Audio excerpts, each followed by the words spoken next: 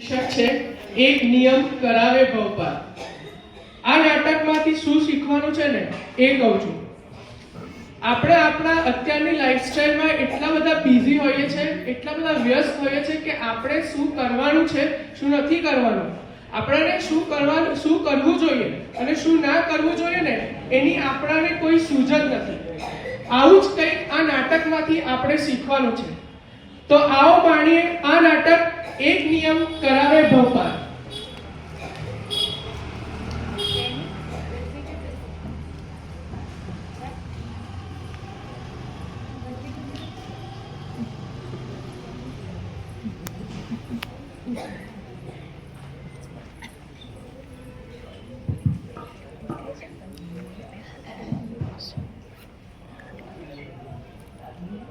આનો હિસાબ શું આવે છે?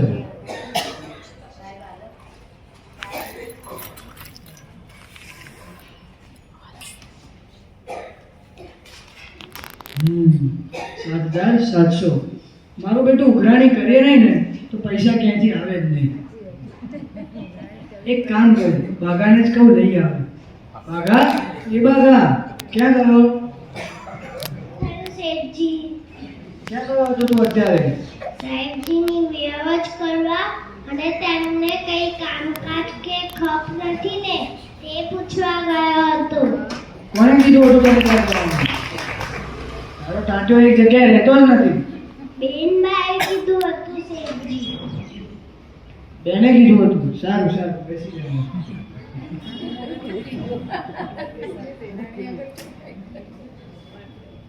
આલે હિસાબ કર, હું તો કંટાળ્યો હવે. હા હા, કરી દઉં. અને ખબરદાર હવે અહીંથી આગળ જતો અહીં બેસીને હિસાબ જ કર.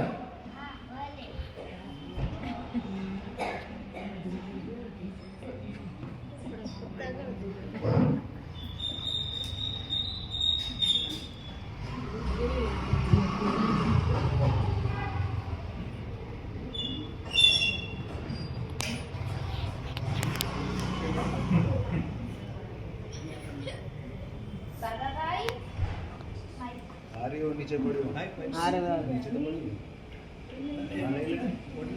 બાગાભાઈ, ઓ બાગાભાઈ, ઓ બાગાભાઈ, શું થયું બેનબા? બાગાભાઈ, તમે વાણીને પાઠશાળા મૂકીને આવશો? હા બેનબા. વાણી બેટા, પ્રણામ કઈબા, હું પાછળ જઈને આવું છું. હા બેટા, સરસ ભણજે, બધું બરાબર સમજીને શીખજે. હા કઈબા, ચલો વાણીબેન. અરે 12 વાગવા આવ્યા. લાવ ને સાહેબજીને ગોચરી વરવા પધારવા માટે વિનંતી કરી આવું. આમે રસોઈ તો કરી દીધી છે. ચાલ ચાલ, જલ્દી નીકળો.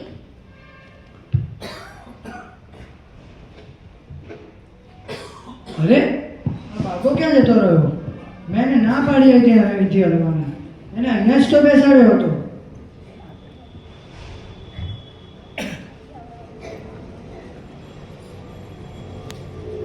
હા એની વાત છે.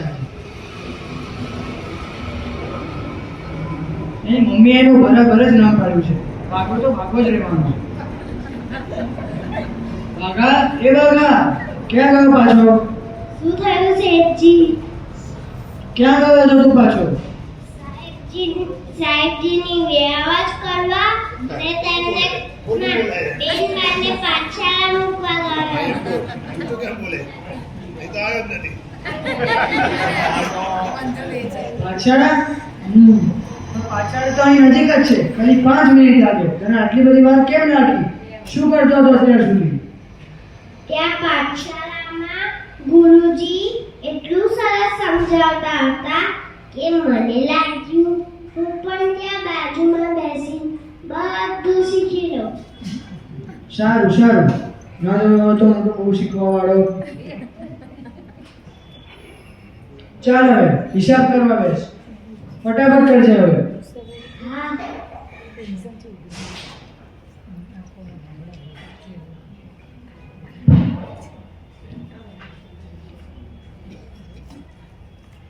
ઓલા રમણભાઈને પૈસા લેવાના બાકી હતા ને, પૂરા 15,000. ક્યારે લઈ આવીશ?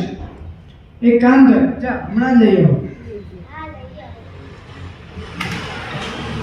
પપ્પા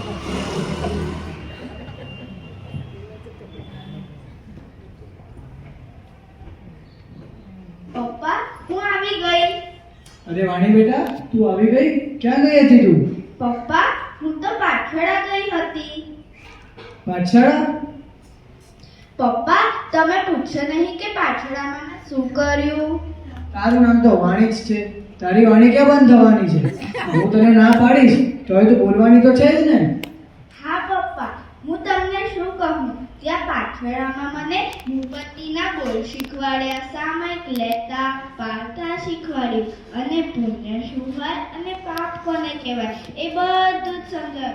મને તો બહુ મજા આવી. હા હા, બસ બસ, હવે ના જોઈ હોય તો મોટી બહુ મજા આવી વાળી. પપ્પા કેમ આવું બોલો છો? તારા પેલા બધા સપના ક્યાં ગયા? મારે તો બહારગામ ભણવા જવું છે, મારે તો વિદેશ ડિગ્રી લેવા જવું છે, મારે તો ડોક્ટર બનવું છે. આ બધા તારા સપના ક્યાં ગયા? પાણીમાં ગયા કે પાછળમાં જ પડી ગયા?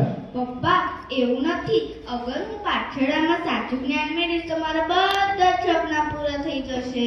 જા હવે ભણવા બેસ. તારી વાતો તો બહુ સાંભળી. હવેથી કાલથી તારી પાછળ બંધ, સમજી? પપ્પા એવું ના બોલશો. શું એવું ના બોલ? તું આખો દિવસ પાછળમાં જ રહે છે, તું તારું ભણવાનું ક્યારે કરીશ? જા હવે ભણવા બેસ. પપ્પા પપ્પા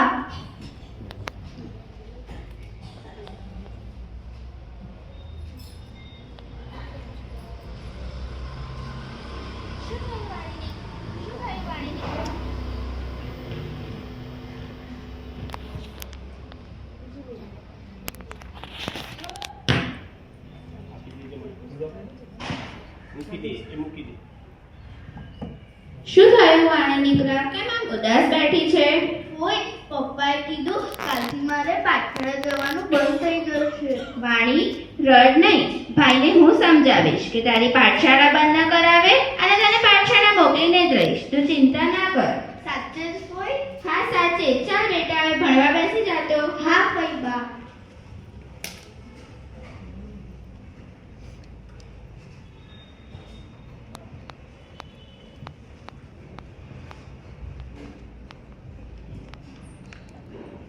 આ વાણી, આ બાઘો, આ બધા તો મારું દિમાગ જ બંધ કરી દીધું છે. આખો દિવસ પાછળ મારા સાહેબ, પાછળ મારા સાહેબ, આખો દિવસ આ જ બધું. એ લોકોને કઈ રીતે સમજાવું? મને તો કઈ સમજ જ નથી પડતી. કરવા દો એમને જેમ કરવાનું. મારે શું? મારે તો મારા ધંધાનું વિચારવાનું છે.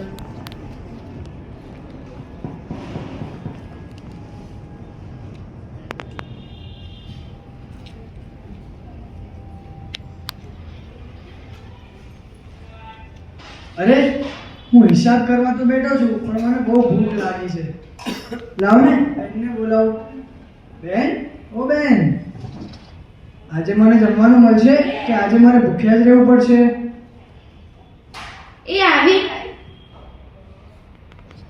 આનો તમારું જમવાનું.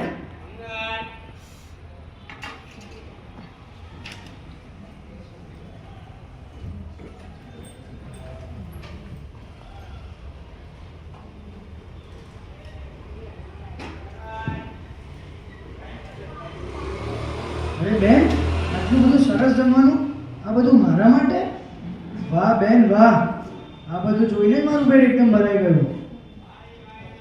અરે બેન, આ પૂરી, આ હલવો, આ શીરો, આ ખમણ, આ બધું મારા માટે? વાહ બેન વાહ. અને પાછું કાજુ કતરી, લાડુ અને પાતરા પણ? વાહ વાહ. અરે બેન, આ બધું ખાઈને તો મારું પેટ એકદમ ભરાઈ જશે. પણ બેન, મને તો એવું લાગે છે કે તમે આ બધું જમવાનું મારા માટે નહીં પરંતુ મારા સાહેબ માટે બનાવ્યું છે. ના ભાઈ, મેં તો તમારા માટે જ બનાવ્યું છે. મને તો એવું જરાય નથી લાગતું. અરે ભાઈ, તમે આવું કેમ બોલો છો?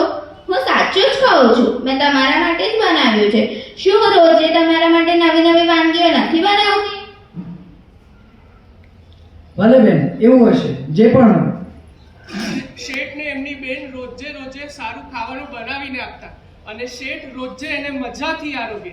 હવે આગળ શું થાય છે એ જોઈએ.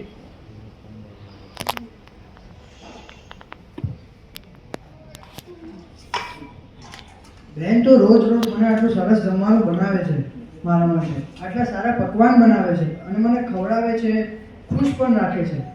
તો મારી પણ ફરજ બને છે કે હું એમને ખુશ રાખું. પણ હું એમને ખુશ કઈ રીતે રાખું? લાવો ને એમને જ પૂછી લઉં કે એમને શું જોઈએ છે. બેન, જરા અહીં આવો ને. શું થયું ભાઈ?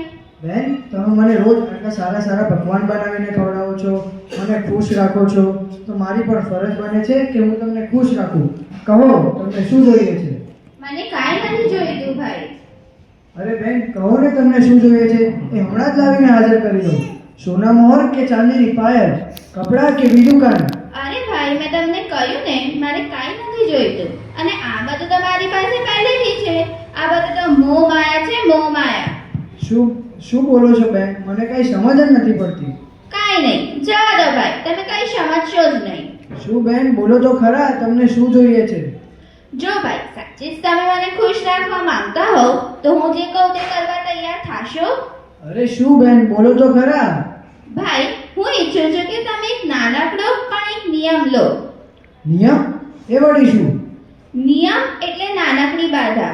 નિયમ લેવાથી આપણી મર્યાદાની લક્ષ્મણ રેખા ક્યારેય ઓળંગાતી નથી. અને જો તે પ્રભુની આજ્ઞા મુજબનો નિયમ હોય તો તે ક્યારેય ભવપાર કરાવ્યા વગર રહે જ નહીં. નિયમ અને હું આ બધું મારું કામ નથી. હું કાંઈ નિયમ લેવાનો નથી. અરે ભાઈ, કાંઈ જ મુશ્કેલ નથી. જો આપણા જીવનમાં એક નાનો સરખો પણ નિયમ હોય તો તે જીવને ક્યાંથી ક્યાં આત્મવિકાસ તરફ પહોંચાડી દે. ભાઈ, જેમને જીવનમાં એક પણ નિયમ લીધો હોય તો તેની તાકાતની તમને શું ખબર? જુઓ, બંકચુર નામના 500 ચોરના સરદારે પણ ગુરુ ભગવતના કહેવાથી 4 નિયમ લીધા હતા. પહેલું, અજાણ્યા ફળ ક્યારેય ખાઈશ નહીં. બીજું, રાજાની રાણી સાથે ક્યારેય ગલત વ્યવહાર આચરીશ નહીં. ત્રીજું, ક્રોધ આવે તો હંમેશા 7 ડગલા પાછળ જઈને પછી જ વાર કરીશ. અને ચોથું, કાબરાનું માંસ ક્યારેય ખાઈશ નહીં. અરે તમને ખબર છે, એક દારૂડિયો હતો, તેને દારૂની ખૂબ લત હતી. તો ગુરુ ભગવાને પણ એને જ્યારે દારૂ પીવો હોય ત્યારે ગાંઠ ખોલી પછી જ દારૂ પીવો એવો નિયમ આપ્યો હતો. નિયમ લેવાથી સદગતિ પ્રાપ્ત થાય છે અને સદગતિથી સિદ્ધિ થાય છે.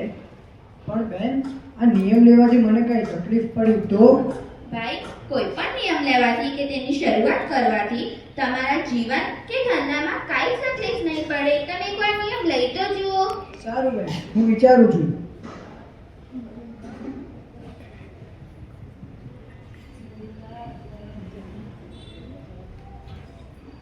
નિયમ લઉં કે ના લઉં?